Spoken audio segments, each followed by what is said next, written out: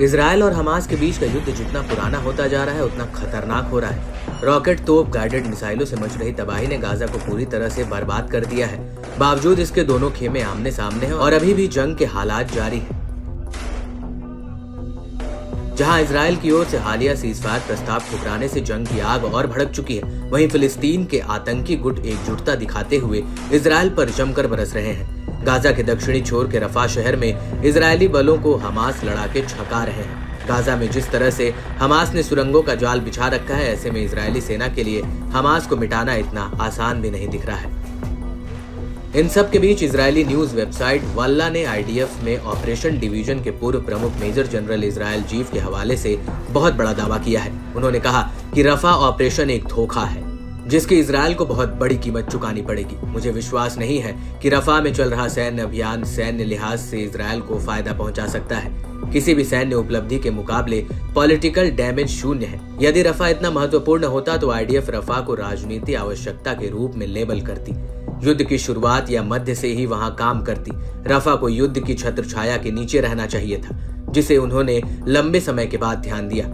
Israel उत्तर में खून बहा रहा है और राजनीतिक लिहाज से ये ढह रहा है और इजरायली बंदियों को वापस लाने में विफल रहा है। हम खुद को कैसे समझाएं कि हम अपनी सेना से सैकड़ों मीटर दूर हैं और हम कैदियों को छुड़ाने में सफल नहीं हुए। जीव ने इजरायली पीएम नेतन्याहू की जिद को भी कटघरे में लेते हुए जमकर हमला बोला। इंटरनेशनल क्रिमिनल कोर्ट में इजरायली पीएम नेतन्याहू और उनके रक्षा मंत्री योव गैलेंट के खिलाफ अरेस्ट वारंट का जिक्र करते हुए जीव ने कहा कि समस्या इजरायल की तरह अपनी जड़ों तक वापस चली गई है। राजनयिक स्तर पर राजनीतिक रूप से प्रयास न करें, ये कहते हुए कि नेतन्याहू सरकार अपनी सेना का समर्थन करती है और कुछ नहीं और नहीं करती। इस युद्ध में इजरायली सैन्य बलों को छोड़कर किसी भी चीज का इस्तेमाल नहीं किया गया।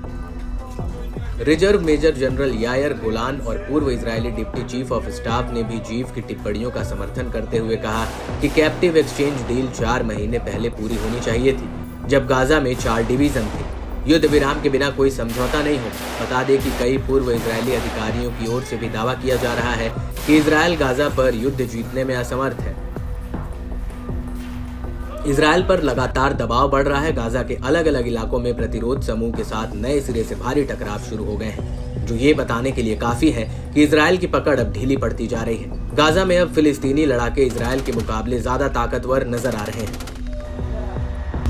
इजरायल की खुफिया एजेंसी मोसाद के पूर्व डिप्टी डायरेक्टर राम बेन बेराक ने मौजूदा जंग पर दावा किया कि गाजा में युद्ध लक्ष्यहीन है। आईडीएफ साफ तौर से गाजा को खो रहा है। हम उन्हीं इलाकों में लड़ाई में लौटने के लिए मजबूर हैं जहां जीतने का दावा किया था।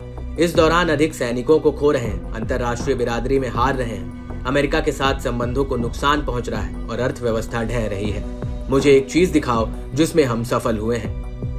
बताया जाता है कि उनकी ये टिप्पणी हमास की मिलिट्री विंग अल कसम ब्रिगेड के बाद आई है, जिसमें कहा गया है कि उसके लड़ाकों ने रफा के पूर्व में 15 इजरायली सैनिकों को मार डाला था।